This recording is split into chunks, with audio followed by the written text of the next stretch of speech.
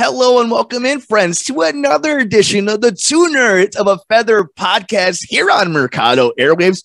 I'm one half of your host, Mike Mercado, with the one, the only, the royal, the regal, Everitt O'Neill. Everitt, how are you, Bodie, my brother? Michelangelo, it is so good to be back. We did the opposite of what birds do. Now that it's getting colder outside, we didn't fly south. We've actually have decided to come back after a little pause. Yeah, we took an early hibernation flyway to the south, but we are back to Two Nerds of a Feather, and it has been an interesting time from the pop culture world, the entertainment world, and of course the sports world.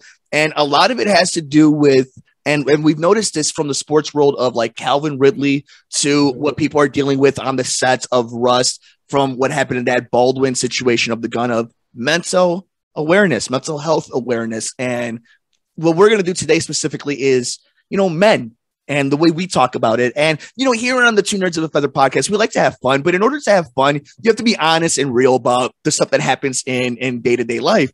And a lot of fortunate young people get the chance to have Everitt as a mentor. And I'm sure you see that a lot in young men, is how they deal with their feelings. So before we kind of bounce some ideas off of each other and kind of our thoughts in the situation, what made you want to go down this route? I know you and I are very big advocates, especially you on social media, about this type of subject matter, but what made you want to bring this to our platform? Well, because November is considered Movember, which is Men's Health Awareness Month. And, there's been a string of news happening. I mean, you touched on it briefly with Baldwin. And then, Moxley over in AEW going inpatient to, get his alcohol addiction situated. And, so just a lot of healing going on. And I think it's great that we're at a point now where, think about the forms of entertainment and sport we were just talking about, where it's wrestling and it's football, where it's like the macho of macho, the manliest of man. And we saw that it's okay now to kind of understand and confront it and deal with it. And I think the support from your peers, your friends, your family is also really important. I think the big thing, Everitt, for me is not only having the understanding of mental health awareness and how it just varies on the scale, but also the empathy from people of you can see, because I understand how hard it could have been for a long time, where you can understand when somebody breaks a finger, somebody sprains an ankle, but how can you see when somebody's hurting on the inside?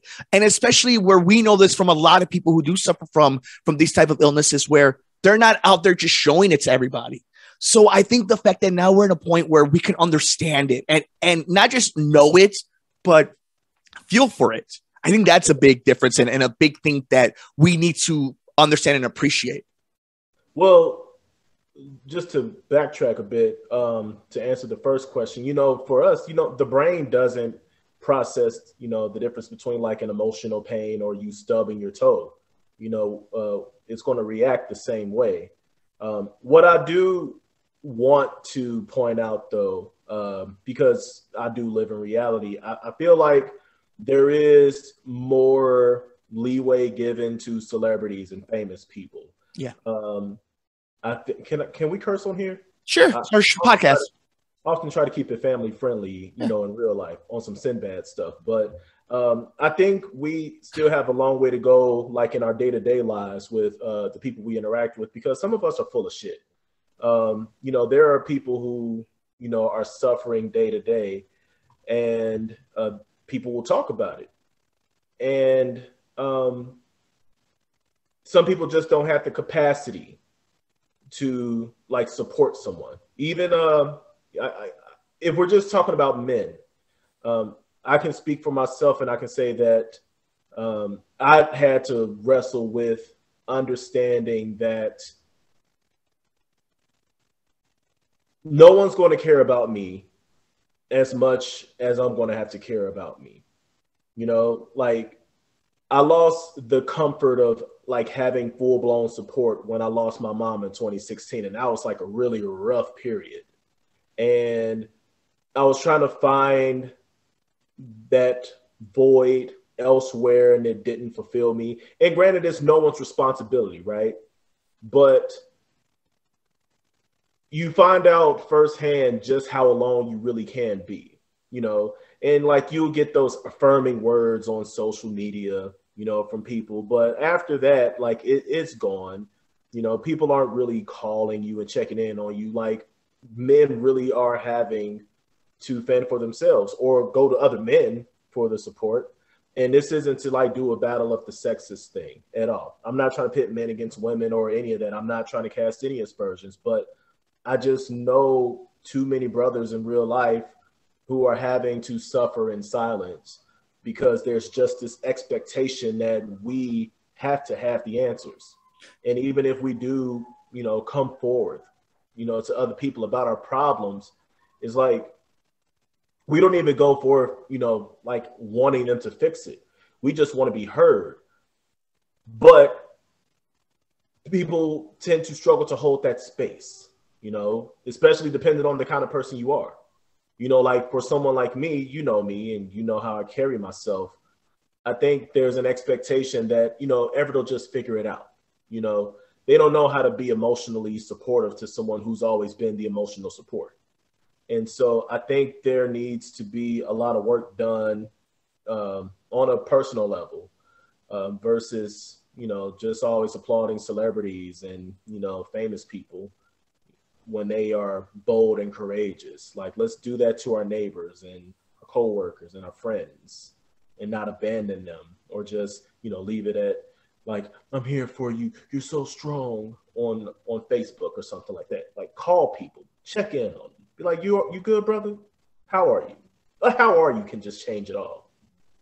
I think for a lot of people, and I'm going to use men in this scenario just because that's the only perspective I can truly speak on, is I think what happens is people don't believe that your problems matter. And I'm talking about us as people. Like, you don't believe that your problems matter and that people want to hear about them, because if you grew up the way I did and the way you did, and a lot of different humans, where it's you always look for it could be much worse. And then you empathize for the people that do have it worse, and you understand like how hard life can be.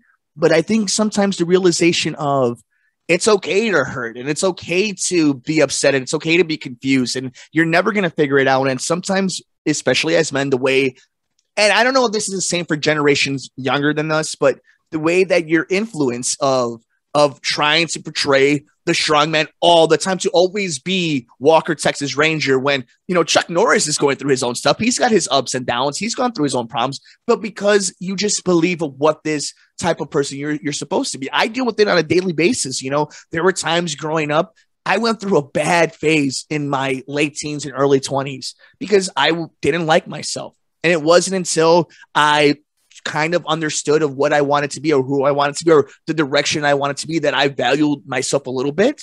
That like there wasn't as much drug abuse, there wasn't as much alcohol abuse.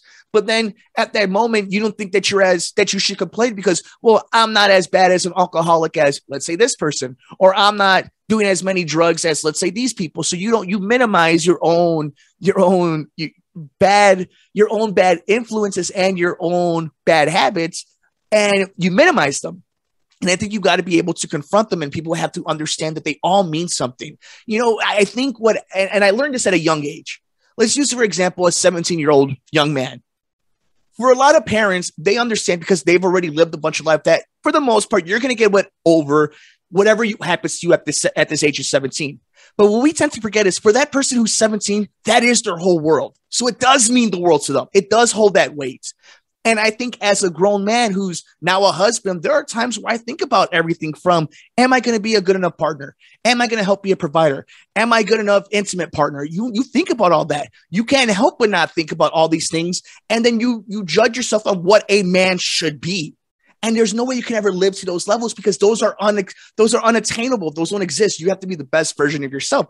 But what does that mean when you can't speak upon it? When you don't know how to talk that out? When you've never been taught to talk that out?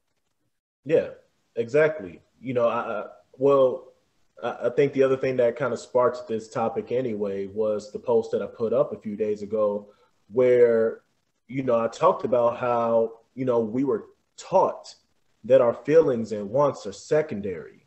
You know, we were pretty much taught to sacrifice at all times, you know, to light ourselves on fire, you know, to keep others warm. And so, we put off our own problems because someone else needs us, or we avoid it because we'll see some low hanging fruit on social media and be like, well, that person's way worse than I am. And, kind of justify really cleaning up our act because, you see a Henry Ruggs situation and think like, oh man, that person's way worse than I am. And we get on our self-righteous BS. Mm-hmm. And so, we can always find reasons to not address the problem, but it'll still make its way back up. And it's going to get to a point. Like for me, I tried to put it off for as long as I could. And it got to the point where like inside of me, I literally felt so sick. I felt like Ellen Ripley in Alien, where I had the alien inside of me and the alien just wanted to come out because I just had so much emotional baggage that I just needed to purge, man. And like, it's not a good feeling to go through that, and I'm glad that I went about it in the most healthiest way possible. But some people don't know how to do that. Some people don't have an ends, or the access, and they self-medicate in the worst ways. And, I believe, and I could be off on this stat, this is also an incomplete episode. All right. But from what I remember, men are 3.5 times more likely than women to commit suicide. Like women will, contemplate it, but men are more likely to actually do it. 3 times as likely to do it. And that's scary and sad and so many adjectives, to really think, to sit back and look at, to know that men are 3 times as more likely to just give up because it's just difficult and no one's there to listen, or they don't think anyone wants to listen because we're told no one cares. And I think you hit it on the spot with that stats and kind of the way men should be able to, and I'm not talking about people not allowing them to be the case anymore. It's now our responsibility to do this now, where it's okay to talk about your feelings. There's nothing wrong with speaking to somebody who's not, has a personal relationship with you. If you do have the means to do it, go do it. Go talk to somebody. And I think this is the thing a lot of people have a hard time really grasping, is that it's okay to not feel okay. There are going to be days where you're crummy. There are going to be days where you feel great. The whole point of it is to acknowledge it and to see how it's affecting you. Maybe there is something clinically, medically that you could do to adjust that, to help it, to balance yourself out. Maybe it's just something that emotionally you have to work out by speaking to somebody, finding meditation, working out, whatever the case may be. But I also believe a lot of people have to find meaning in themselves. I think that's the big thing about, and this is just one big thing amongst mental health. It doesn't hurt to find some purpose, some constructive outlet to do, whether it's art, music, working out, something that's going to help grow you. And I think for guys, a lot of things, we are defined by what we do in our own mind, our own self-conscious. We are defined by what we input into the world. And if that's the case, then if you can't help that feeling, then do something, in my opinion, that you are passionate about. And for guys, I think mental health, a lot of that comes into also acknowledging that we love what we do here, right? There are times where this is hard, that this breaks you, that this takes you to the limit, and all the denial and every single time a top 3 station says no to you, it hurts. And you got to be able to find the outlet to release that and find that passion again. And I think the big thing too, and this is the only advice I can say, is if you ever feel like your own hurt is hurting others in a physical way, and not just a physical, but a mental way, it is your responsibility. You are not responsible for having a mental illness or any, but you are responsible for your actions and for taking care of it. And I think that's the big thing too, is we can do a nice piece, Bodie, about, we could, men, they're mistreated and this, but at the end of the day, there is still responsibility and there is honesty that needs to be taken care of. If you do know that this is happening, you have to have the responsibility to make sure you're not going to hurt anybody else or yourself, or you're not going to put yourself in that position. And I don't know about you, but I think that is something that we also don't speak about. We speak about how hard it is to get help, but we also don't talk enough about self-responsibility. Yeah, no, absolutely. A lot of it, does fall on the self. Like, it's not your fault that the things that has happened to you in your past has happened, but you do now have a responsibility to, you know, change, you know, those circumstances.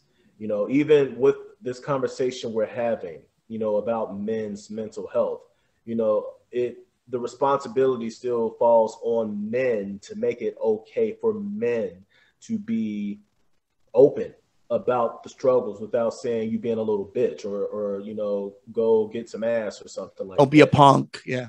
Don't be a punk. Like, finding all of these external and temporary, remedies versus like actually finding like a strong support system of brothers. Because I mean, it starts here. It starts here with you and I talking, and we've had plenty of conversations, off the mic. We've seen each other a lot since, in between the podcasts. We've had plenty of opportunities. There's a few times, yeah. But like, it starts in those conversations. Like, I've had 6-hour conversations with some of my best male friends where we just talk about it all.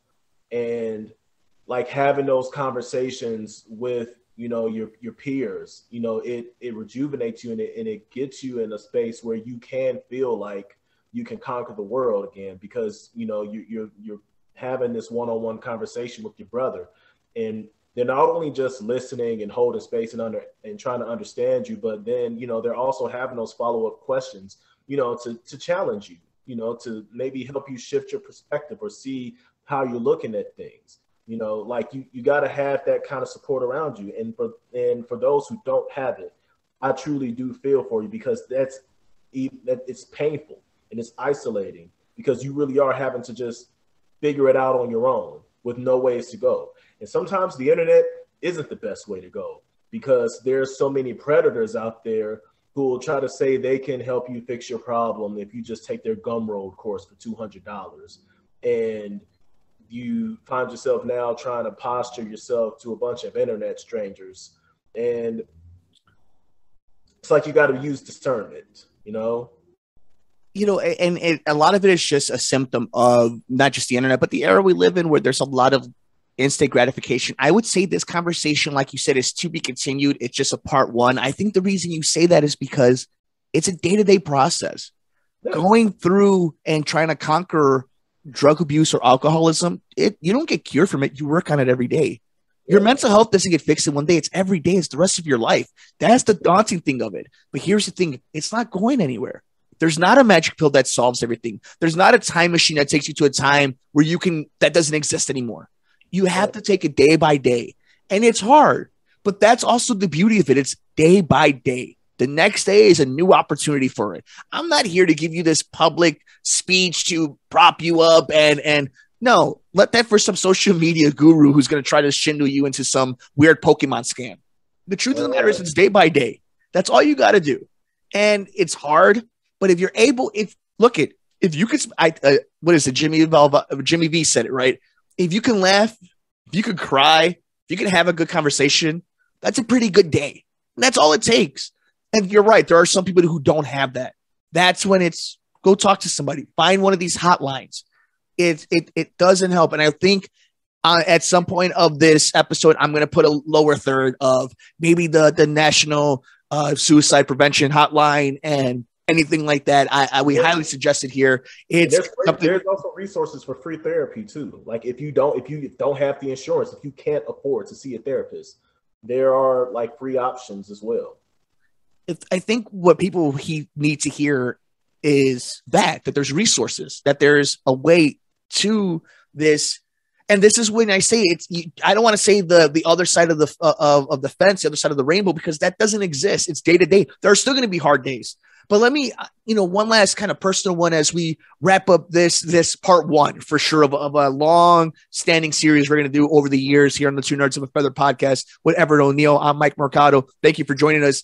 I think the most important thing that I can be honest with my group, and I know how honest you want to be with our group here, is there's been times, especially during that time, post high school and before I figured out what I kind of wanted to do in my life, I was contemplating taking my own life, hurting myself, and here's the thing, you never want to put it out there. At least for me, I never want to put it out there because I don't know how close I ever came. I don't really know, how serious I was about it. But the fact that it went through my pea little mind, I can imagine people who go through that in a bigger way, where that's much more of a cloud that lives over them, how scary and how empty and how at the same time overwhelming that feeling is. And so many people, so many guys who you play basketball with, you're in fantasy football leagues with, have entire families you think have great careers. They feel that pressure, that black cloud over them every single time. There are so many times where you guys see me here. Welcome in, everybody, to another edition of Sports from the Couch. Always excited. And there's times where I'm hurting. I can't tell you why. But you just know that if you work on it, you're honest with yourself, you talk to somebody, you talk it out, and you get ready for the next day, that there will be a next day. Allow yourself to have a next day. That's kind of my advice, beyond actual help from professionals that will do their best to make sure that you're healthy. What do you got, Bodie? Oh, man. This is obviously going to be an ever-going series that we do.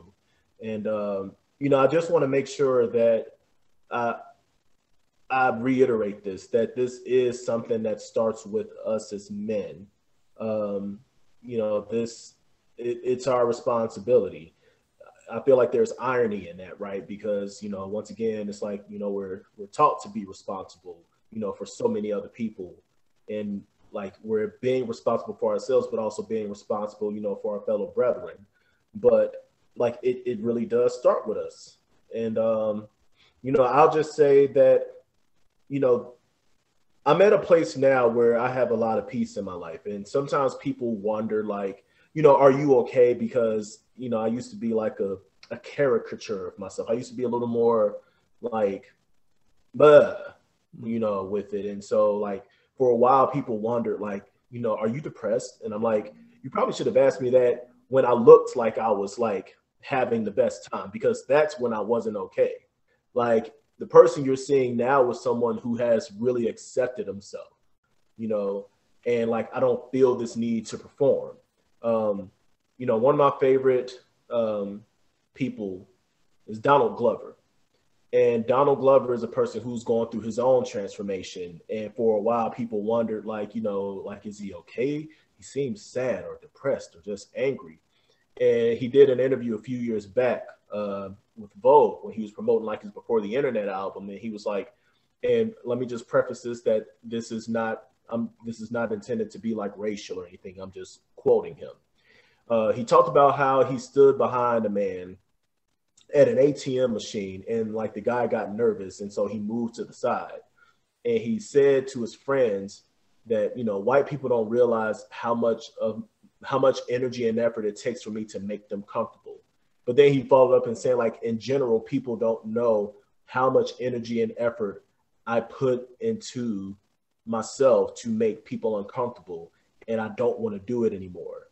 And like, for a very long time, I would put so much energy into making people just feel comfortable. I mean, like, you're only seeing half of me, and it's probably good that you don't, because I'm not wearing pants down below. But like, if you see me, like, I really have to like dial a lot of myself back to make those around me comfortable, because I'm a bald chocolate man who's built like a fullback. And so I can look threatening. Who's still somewhat very nimble on the dance floor. Still, listen, those cutting room videos from your wedding day. But I just say all that to say, like, it got to a point where like I couldn't be responsible for the way other people felt about me anymore. It was tiring and it was exhausting, and it played a huge role in why I felt so sad and shitty about myself so much. And once I like let that go and really prioritized how I felt about myself over how other people felt about myself, things started to shift and change. And I felt better about myself and didn't feel the need to like overperform or overqualify myself. And like, I'm giving like a very short abridged answer because like no one really wants to know how the sausage was made. All right. But like, it's not that simple. It really took a lot of work. I'm still in therapy after 3 years. But I'd say all that to say to, my brothers out there that, you're not alone, and we're going to be here. Mike and I will be here. You're welcome to the Two Nerds' Nest. And, we're always down to have a discussion. My DMs are open on Instagram at Bodie World Peace. I slid into them all the time. Yeah, we can always chat, just know that, the beautiful thing about life, and also like a very unflattering truth, is that everything is impermanent.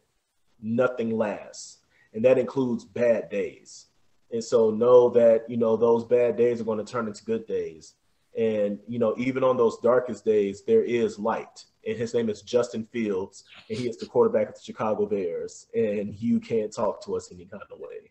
But you sure as hell could talk about Matt Nagy and Ryan Pace any way you would like.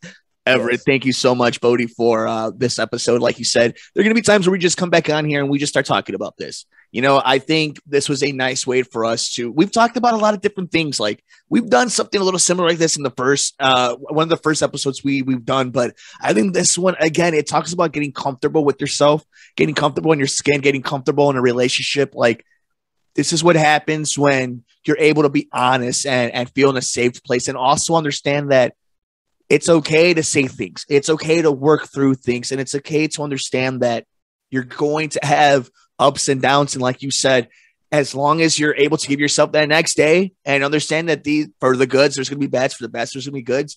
It's going to be worth it. And just know we are here. If you feel like you have nobody to talk to, you can find us all over social media. Bodie, where can they find you? You can find me, mainly on Instagram at Bodie World Peace. That's BODHI World Peace. I'm not really active on Twitter like that, so I usually only interact with like the immediate folks, and that also applies to Facebook. Eventually maybe I'll do like a fan page if I become that important in life that people want to have access to me. But until then, IG is where you can find me. I'm on Saturday nights on 102.3 XLC, 6 p.m. to midnight. Sundays from 11 a.m. to 3 p.m. 1023xlc.com. It's where you can go to listen if you are not in the state of Illinois, in particular, like the Lake County area and parts of the home of the future Chicago Bears, Arlington Heights. So, yeah, that's where I bees at. Yeah, and you're crushing all the time. I love that, the whole family we have over there. I know we're going to eventually drag Fernando, even though he's big-timing us with his TMZ gig. Whatever, dude. They'll be fun times. So make sure you guys check them out over there. They're an awesome group of guys. I love them over at the station. And you guys can follow me. I'm on Twitter at Mike M Media, Instagram, Mike Mercado Media. Don't forget, you can check out our entire podcast family, including the Two Nerds of a Feather podcast, Sports from the Couch, the Gone Missing podcast, wherever you get your favorite podcasts at Mercado Airwaves. Subscribe to it on YouTube, youtube.com/Mercado Airwaves Network. You can see the video version of the show, the magnificent chocolate mountain of a man himself, Everitt O'Neill, and his, I guess the women call me your sidekick, but we all know who the real Mac of this thing is. It's Mike Mercado. I'm sorry. The wife won't let me be a Mac anymore. The ship doesn't steer without you. We've had this conversation before. You are the QB, Mike. You are the master of the Trent Dilfer? How dare you, sir? You are the QB. You are the driver. All right. We are all under the Mercadoverse. All right. Oh. You are Kevin Feige. Right? Are you sure I'm not the Joss Whedon Justice League movie? No. Guys, if you're a big sports fan, like you see here on the show about Justin Fields, I have a sports show live Sundays, 9 p.m. to 10 p.m. on WCPT 820 AM Chicago or WCPT820.com. Dan Marver, Devin Tingle, Paul Shivari, and myself, we will recap or preview all the Bears games and all major news in the sports world. And, of course, throughout the entire week at Sports from the Couch. Everitt, thank you, my brother. Justin Fields is our quarterback. He will be the quarterback heading into Monday Night Football against the Pittsburgh Steelers if you're listening to this episode as it was recorded. But hopefully, if you're listening to this in the future, he's already won a Super Bowl and MVP. For the one and only Everitt O'Neill, Yeah. Hopefully, if you listen to this in the future, you are in a much better place because we know we will be. Yes, and hopefully you guys are still listening to us because they haven't shut us down over at the FCC and YouTube and Apple and Spotify. I'm your host, Mike Mercado. We will see you next time. We love you. Take care of yourself. Take care of each other on the next episode of the Two Nerds of a Feather podcast.